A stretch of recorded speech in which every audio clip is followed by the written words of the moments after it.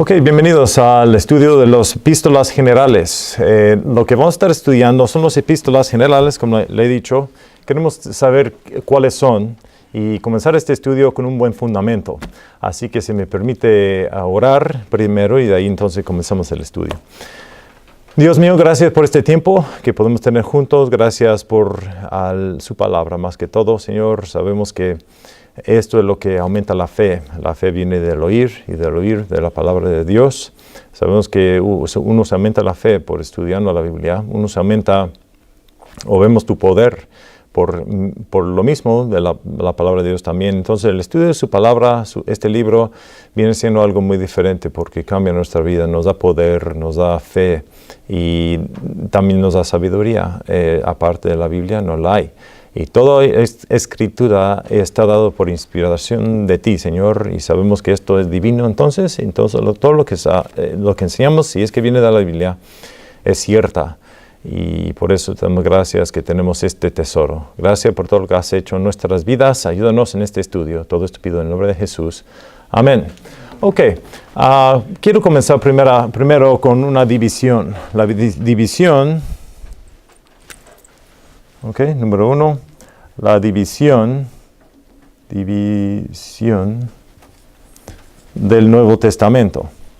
Ok, los libros del Nuevo Testamento se pueden dividir en cierta forma. Hay 26 libros en todo el Nuevo Testamento y esto se puede dividir en los evangelios. Entonces, el número 1 son los evangelios. Los evangelios es Mateo hasta Juan. Y esto se habla de la vida de Cristo. Básicamente una historia de su vida y sus enseñanzas. Este estudio no se pertenece a la vida de Cristo ni a los evangelios, pero se habla de él. Y el único libro histórico en el Nuevo Testamento es el libro de Hechos. Entonces se puede dividir así también. Son los evangelios, después el libro histórico, cuál es el libro de Hechos. Después de eso hay epístolas, lo que son cartas escritas a las iglesias o algunas están escritas a los cristianos en ese tiempo. Esto comienza en el libro de Romanos y termina en el libro de Filemón. Después de eso hay los epístolas que escribió Juan, primer, segundo y tercero de Juan, y luego el único libro de profecía en el Nuevo Testamento, cuál es el libro de Apocalipsis. Entonces la división viene siendo los evangelios, el libro histórico, el libro de Hechos, los epístolas, viene siendo Romanos hasta hasta Judas y luego Apocalipsis. Okay, vamos a concentrar un poco en esos epístolas, porque también en esas cartas se pueden dividir, hay otra división de ellos. Hay la división de las cartas de Pablo. Pablo fue uno de los apóstoles, pero él escribió ciertas cartas a las iglesias y él escribió Romanos hasta Filemón. Esas epístolas están escritas a las iglesias. Fue Pablo el apóstol, se puede decir, pues, a él le perteneció, o Dios se le dio a él, se reveló lo que pertenece a la iglesia. Sabemos mucho de las iglesias. El punto de vista de Pablo era muy diferente que a otros escritores de las cartas del Nuevo Testamento. Y luego lo que escribió Juan. Ya he dicho, el primer, segundo y tercero de Juan son las cartas que él escribió. Y luego Juan también escribió Apocalipsis. Pero hablando de las epístolas, son las epístolas de Pablo, Romanos hasta Filemón, primero y segundo y tercero de Juan, que son los que escribió Juan. Ahora, hay más libros. Lo demás son las epístolas generales. Son lo que vamos a estudiar. Viene siendo Hebreos, Santiago, primero y segundo de Pedro y Judas. Entonces, este estudio pertenece a esas cartas en particular, comenzando con Hebreos y luego Santiago y luego primero y segundo de Juan y terminando con Judas. Queremos entonces hablar un poco, ahora este es un fundamento, pero eso es la división. De los epístolas generales, digamos, y se juntan estas epístolas por decir que son epístolas generales. Hay los de Pablo, vuelvo a repetir, hay los de Juan y luego hay los otros, y se dicen que son epístolas generales.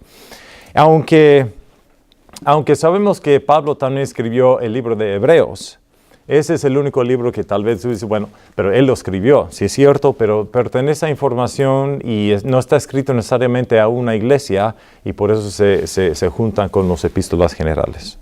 Entonces tiene que más que ver que el autor pertenece este conjunto de cartas también a lo que contiene, lo que tienen las cartas, de lo que se habla. Y esto es importante porque el punto de vista de los autores de esos epístolas es diferente que a los epístolas de Pablo.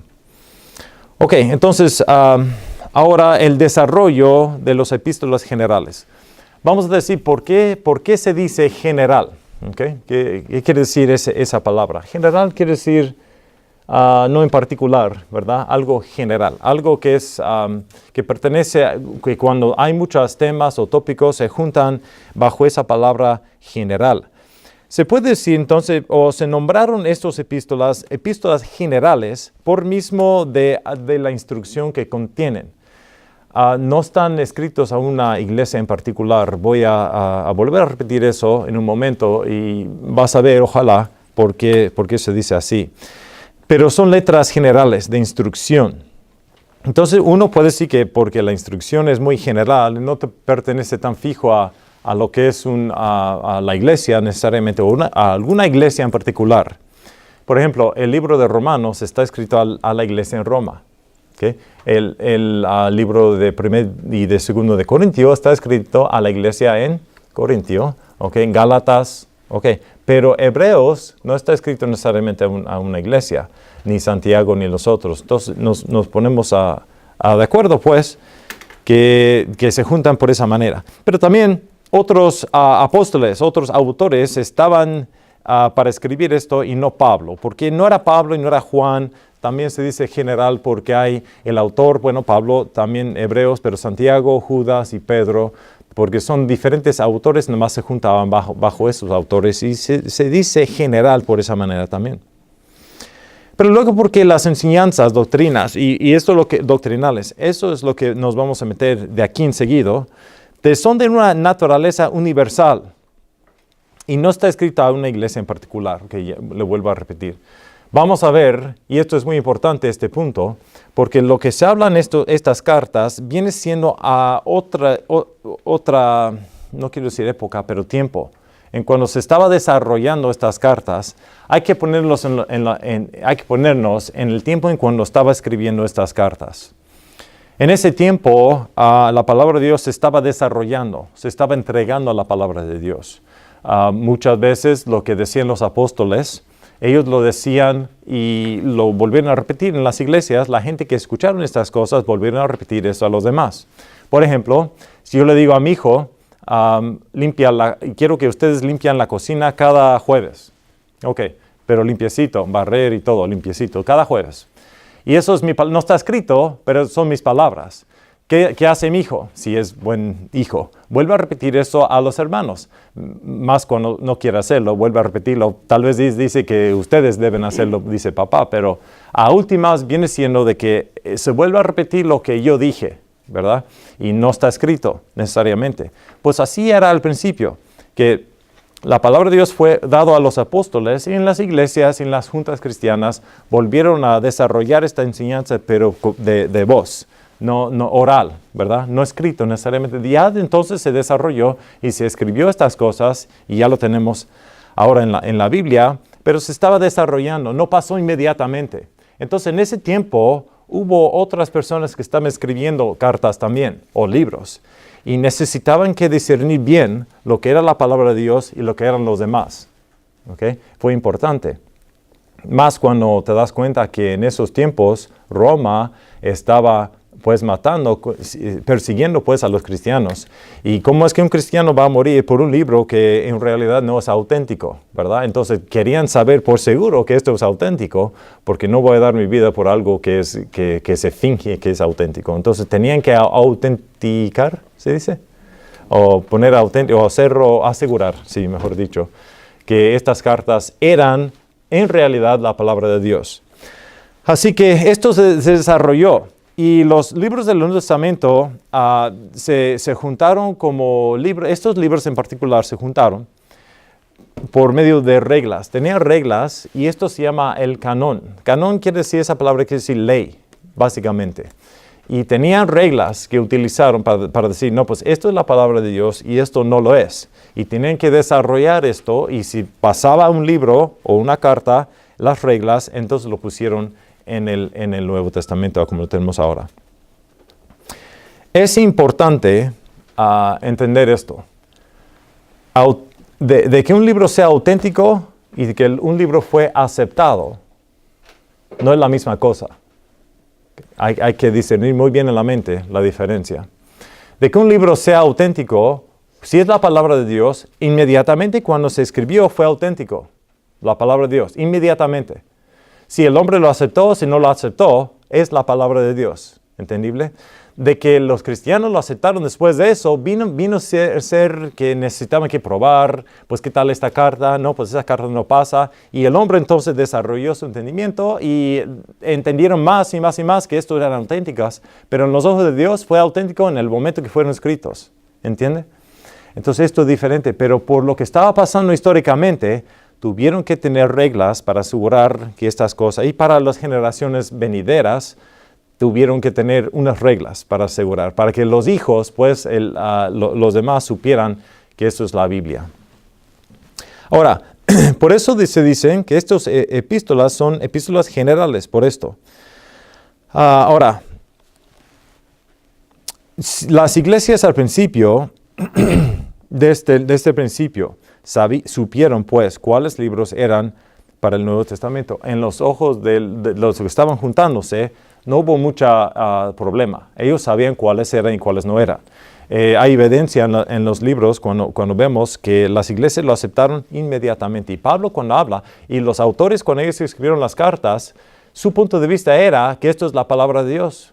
Si te das cuenta, la Biblia no prueba que es auténtica. La Biblia acepta que es auténtica y nomás escribe verdades. Es como si vas a la casa de una persona y tratas y utilizas la palabra de Dios para enseñarles cosas. Y no al principio probar que es la palabra de Dios, nomás lo utilizas, ¿verdad? No tienes que probar que es auténtico, nomás lo utilizas. ¿Por qué? Porque presumimos nosotros que estos libros son divinos, vienen de Dios. Entonces se utilizan como que son ciertos, no se tiene que probar.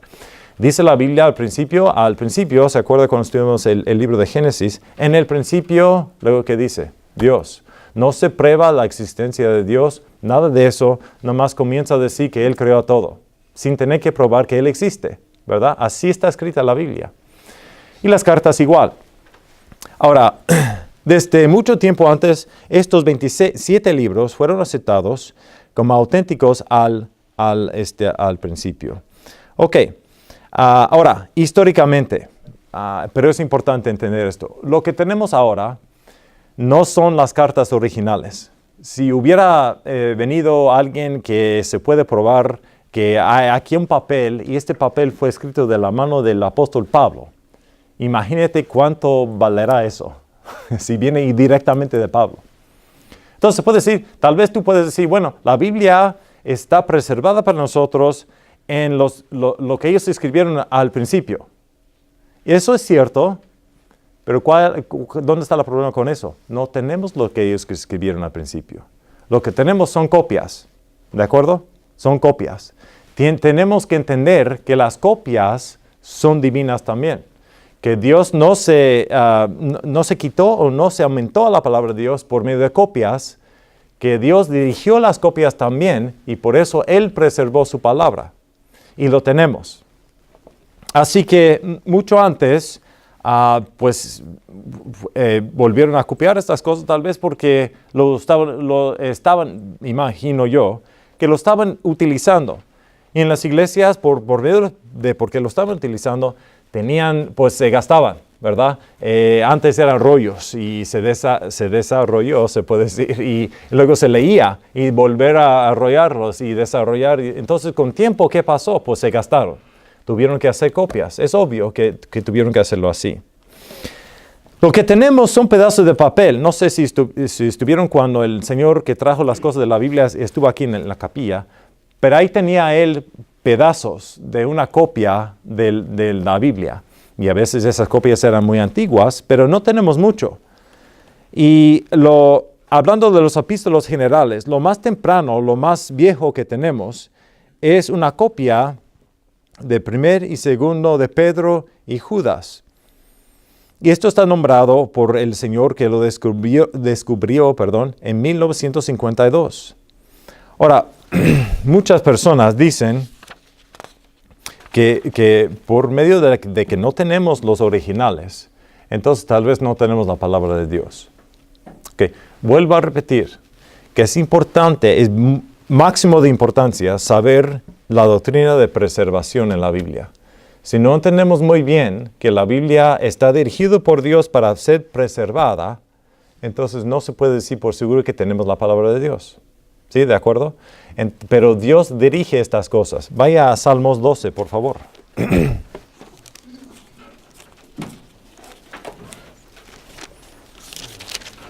En Salmos 12, versículo 6 y 7.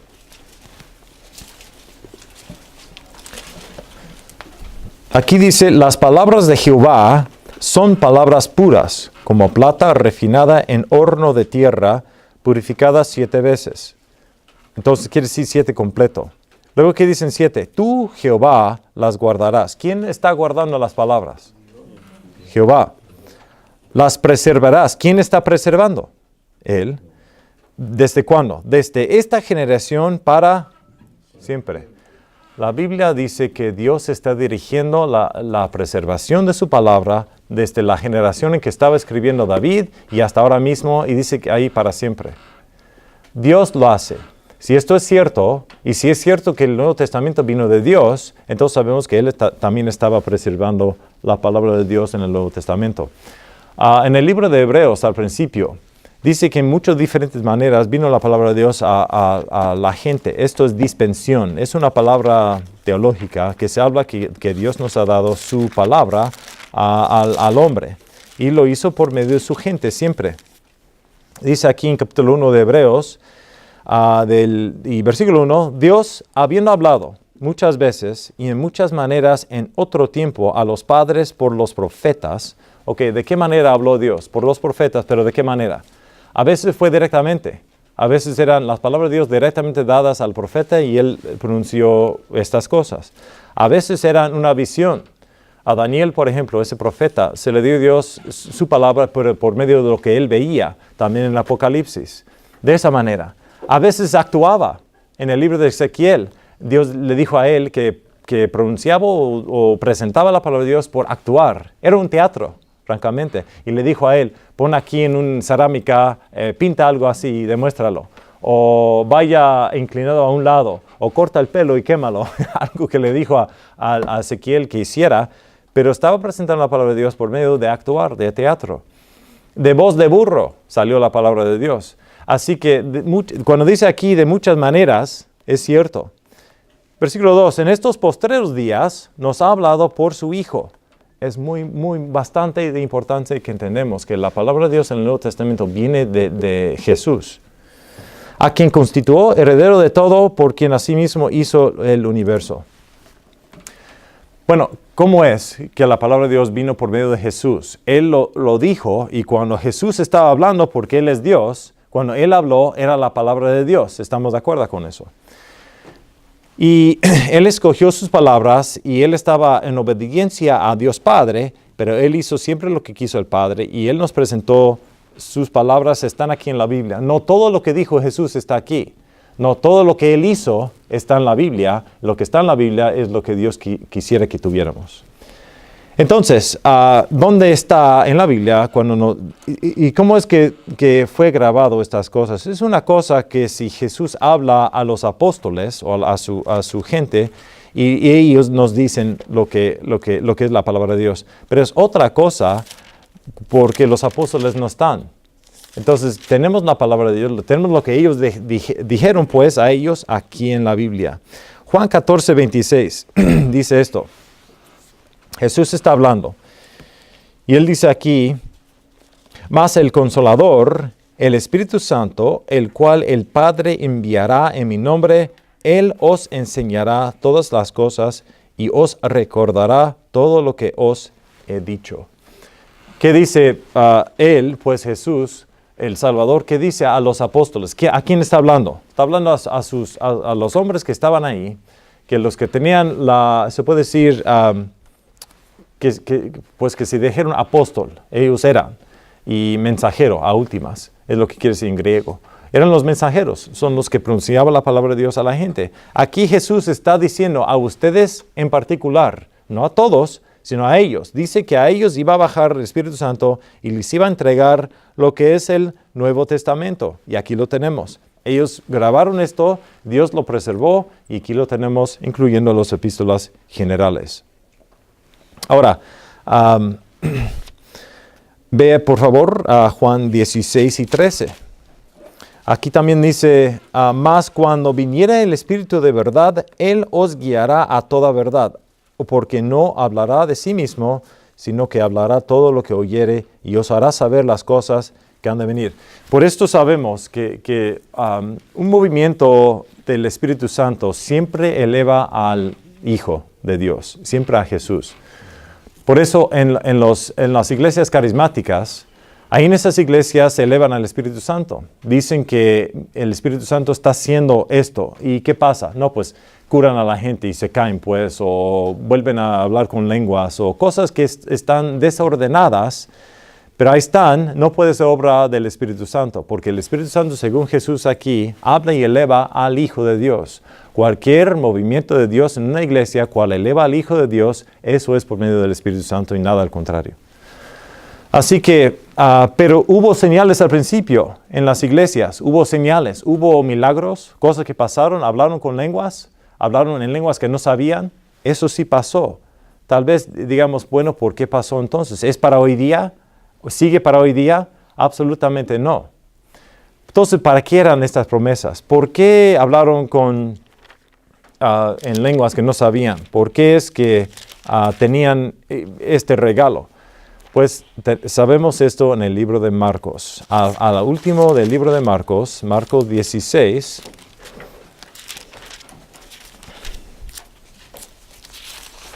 Marcos 16, versículo 19.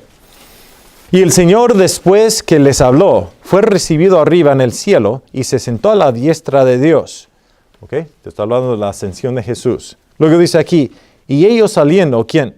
Sus apóstoles, sus siervos, saliendo, predicaron en todas partes. Entonces, ellos recibieron esta palabra de Jesús, como dice y el Espíritu Santo los hizo acordar de estas cosas, y lo dijeron a los demás. Con ellos, obrando con ellos el Señor. El Señor está obrando con ellos. ¿Quién es el Señor? Jesús en particular, sí. Él está obrando en ellos. Acuérdese que dijo en Hebreos, nos acordamos, que la palabra de Dios en estos tiempos vino por medio del Hijo. ¿Cómo vino por medio del Hijo? Porque el Hijo estaba obrando en ellos, en los que estaban pronunciando la palabra de Dios. ¿Cómo obrando? Por el poder del Espíritu Santo. ¿Y cómo se sabe uno eso? Aquí dice, y confirmando la palabra con señales que le seguían. Aquí entendemos por qué eran los señales. Estos señales eran porque la palabra de Dios estaba dando. Y para que la gente supiera que estas cartas son auténticas, se atrasaron o se hicieron pues con estos señales. Ya que se terminó la palabra de Dios, se terminan entonces los señales. ¿Ya tenemos la palabra de Dios? Sí. Si lees en el libro de Apocalipsis, ahí dice que no aumentas ni quitas ninguna palabra, ya lo tenemos. Por eso dice en 1 Corintios 13, que cuando lo completo viene, lo temporario se pasará. Esto está hablando de lenguas. Es obvio entonces en la palabra de Dios que entendemos que esta palabra fue dada a nosotros por el Hijo, por medio de sus siervos, y el Espíritu Santo los hace acordar. Y así, exactamente es como Dios opera o trabaja en las iglesias. Hace lo mismo hoy día. Sus siervos son los miembros de la iglesia, Él es cabeza de la iglesia y el Espíritu Santo trabaja. Entendemos eso, por ejemplo, cuando Pablo y Bernabé fueron enviados, dice la Biblia que el Espíritu Santo habló a la iglesia y les dijo a ellos, preparé yo Bernabé y Pablo para hacer su trabajo que están haciendo, dice que yo los escogí para hacer este trabajo. Entonces la iglesia puso las manos sobre esos hombres, siendo guiado por el Espíritu Santo, y enviaron. La iglesia envió a ellos dos para hacer el trabajo. Cualquier cosa que se hace en el nombre de Jesús y en Dios debe ser por medio de su iglesia, y el Espíritu Santo manda todo esto. Es esto un misterio, pero Pablo nos desarrolla esto en las cartas. Así que el Nuevo Testamento, incluyendo las epístolas generales, se desarrolló de esta manera. Ok, la división del Nuevo Testamento. Ahora, ya hablamos del desarrollo del Nuevo Testamento. Ahora la comparación.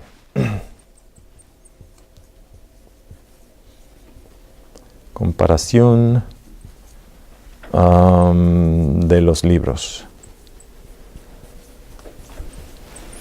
Ok, aquí es donde vamos a hablar un poco más de lo que pertenece a las epístolas generales, de qué tema tienen ellos, lo que se pertenece. Ok, es diferente. Entonces, ¿cómo son las epístolas generales? ¿Cómo son similares? Okay, ¿por qué nos juntamos esas cartas juntas? Número uno, porque tienen a quienes están escritos, básicamente es igual.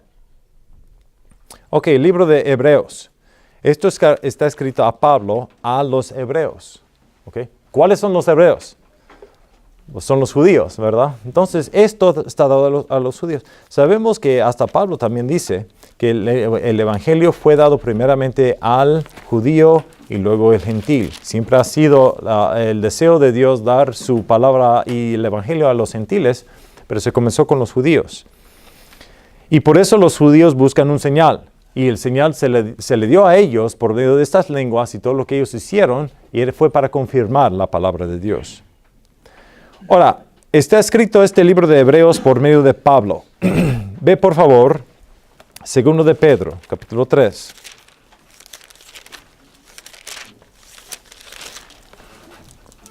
Y versículo 15.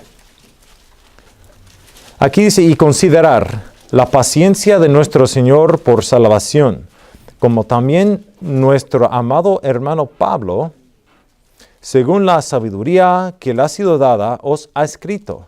Ok, ¿a quién? A los judíos. Obviamente, él está aquí, Pedro es el apóstol a los judíos. Eso se dice en el Nuevo Testamento. Pedro dice que también Pablo, lo estoy confundiendo, Pedro dice que también Pablo escribió una carta a los judíos también. 16. Como también en todas sus epístolas, hablando en ellas de estas cosas, entre las cuales hay algunas difíciles de entender, las cuales los indoctos e inconstantes tuercen, como también las otras escrituras, para su propia perdición. Hay mucho que se puede hablar aquí, pero aquí dice Pedro que Pablo escribió una carta a los judíos. La mayoría de las cartas que escribió Pablo fue a las iglesias, en regiones donde estaban los gentiles. Pero el libro de Hebreos es una carta que se escribe a los judíos, y esto fue la carta de Pablo. Aquí dice que hubo muchas, ahora con esto comenzamos a entender algo también. Se juntan los epístolas generales por la tema que ellos tienen. ¿Qué dijo aquí Pedro a los fines de este versículo? Las cuales los indoctos, ¿cuál es un indocto? El que no tiene buena enseñanza, no tiene buena doctrina. E inconstantes, ¿ok? Indoctos e inconstantes, uno que no está enseñado bien y a lo que ellos entienden no están firmes. Tuercen. ¿Qué quiere decir torcer? Cambiar, ¿verdad? Es como si y forzar la voluntad de uno. Se tuerce. Algo que no quiere ser torcido, ahí estás, ¿verdad? Con ganas. Digamos, si en la lucha, si estamos luchando, si me agarra a mí, me tuerza un poco, pues yo no quiero resistir que me tuercen, para mí me están torciendo. Y así entonces la palabra de Dios fue torcido. Y la palabra de Dios es firme para los que le torcieron. Y estamos hablando de Pedro, que él escribió en el año 60, 63, muy temprano. Hay algo aquí de entender que es importante, que hasta el principio, cuando Dios nos dio la palabra de Dios, el diablo comenzó a querer cambiarlo y torcerlo. Como también las otras escrituras. Pedro aquí nos dice que hubo gente que estaban torciendo las escrituras. Todas las escrituras lo estaban torciendo para su propia perdición. Ese tema está en las epístolas generales. De que la palabra de Dios dado a los demás fue dado, pero también fue dado en un tiempo de dificultad, porque hubo los que estaban torciendo. Entonces nos damos cuenta, tan importante es saber cuáles libros son auténticos, porque, número uno, hubo muchas cartas que estaban escribiendo. Número dos, hay los que querían torcer la palabra de Dios. Entonces tuvieron que, imagínate ser un cristiano en ese tiempo, tuviste que entender muy bien cuáles eran las cartas de Dios. Así que fue escrito estas epístolas generales a un grupo de gente más general también. No necesariamente a una iglesia en particular, pero a mucha gente, a los cristianos en general. Obviamente estos fueron escritos, y fueron escritos antes lo que estaba escribiendo Pablo. Estos son más viejos, si me perdonas, fueron escritos antes. Y en ese tiempo, cuando se juntaban los cristianos, por eso es importante verlo históricamente, lo que estaba pasando. Se estaban juntando cristianos. Al principio se inició la iglesia. No sabían mucho de la iglesia, no sabían de pastores, de diáconos, todo lo que Pablo después habló. Nomás hubo juntas de cristianos que estaban dando el evangelio y estaban haciendo lo que ellos pudieran hacer. Eso se ve en Hechos, el libro de Hechos, cuando Apolos estaba predicando también en esa región. No sabía todo. Obviamente, tuvieron que venir y enseñarle un poco más de lo que debería de saber. Ahí estaba una junta. Cuando Pablo fue a Tesalonicenses, creo que estuvo ahí y estaba buscando, y allí él encontró gente que estaban orando, juntando y orando en una playa. Entonces hubo cristianos que tal vez en el día de Pentecostés que se salvaron. De ahí entonces fueron a su pueblo, donde, y se juntaron. No sabían exactamente qué hacer, pero se juntaron. Algo habló de lo que se había escuchado. Hicieron lo que pudieran hacer y tenían su junta. Santiago está escrito a los 12 tribus que están por donde quiera. Pero el tema es que fue escrito a surtidas personas, no a una iglesia en particular. Entonces, porque está escrito a gente, cristianos, en vez de una iglesia en particular, por eso dice epístolas generales. También, básicamente al mismo tiempo estaban escritos. Básicamente del año 60 hasta 66 se escribieron estos libros. Cada libro se escribió en un área general en donde estaban los judíos. Ok.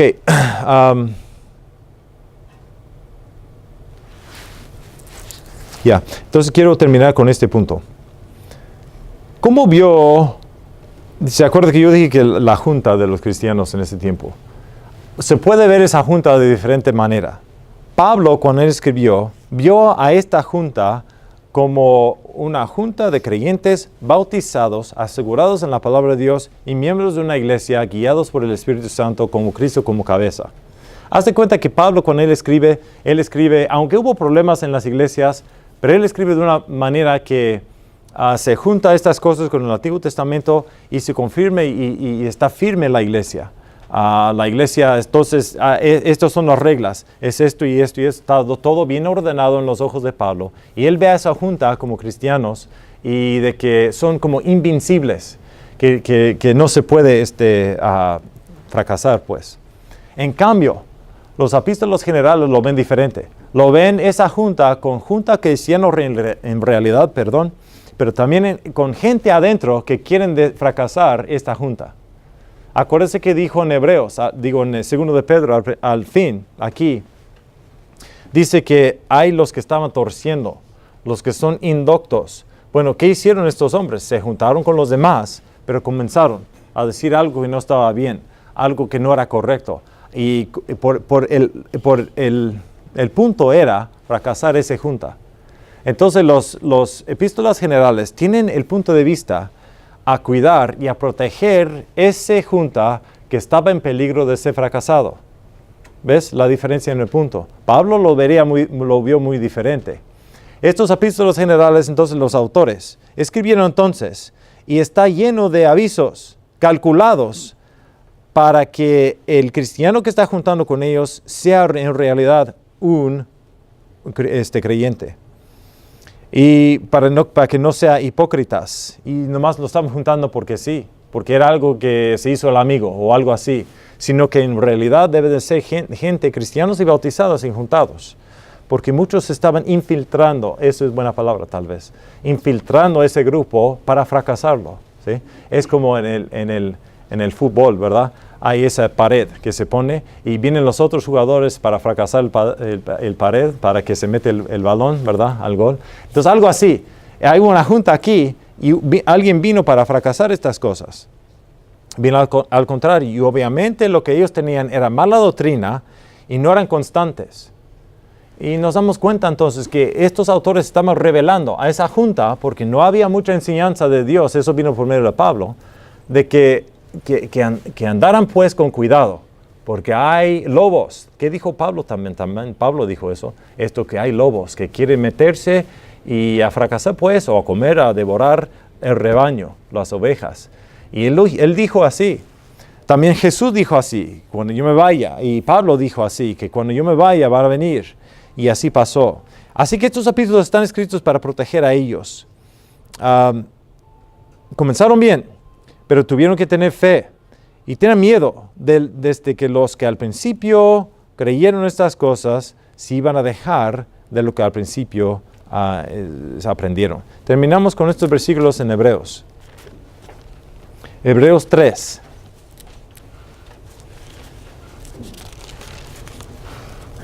Y versículo 7. Por lo cual, como dice el Espíritu Santo, si oyerais hoy su voz, no endurezcáis vuestros corazones como en la provocación, en el día de la tentación en el desierto, donde me tentaron vuestros padres, me probaron y vieron mis obras 40 años. Y a causa de lo cual me disgusté con aquella generación y dije, siempre divagan ellos de corazón y no han conocido mis caminos. Aquí Pablo está desarrollando él dice que como la gente de Israel, que por escuchar la palabra de Dios por los profetas, ellos se fueron al lado, se descarriaron, no querían ya jamás. ¿Y qué pasó? Pues vino el castigo de Dios. Cuídense ustedes, que no sería igual. ¿Ves el punto de vista? Los epístolas generales entonces está lleno. Es en estas epístolas donde vemos que dice que son profetas falsos. Y entonces es un aviso. Y lo tenemos aquí por lo mismo de que está pasando hoy día. El punto de vista es diferente. Los autores son diferentes y el tiempo en que se escribió también son diferentes. Vamos a comenzar la otra clase hablando un poco del libro de Hebreos, el comienzo de ese libro, estableciendo un fundamento para ese libro, para que de ahí comenzamos a estudiar ese libro. ¿Sí? Vamos a orar. Dios mío, muchas gracias por este tiempo, gracias por la bendición de que es su palabra y la oportunidad que tuvimos nosotros de estudiarla. Espero que estés con nosotros, Señor. Por favor, que nos da sabiduría en estas clases siguientes, para que nos establecemos más firmes en la palabra de Dios, para que no nos cargue cualquier viento de doctrina. Todo esto pido en nombre de Jesús. Amén.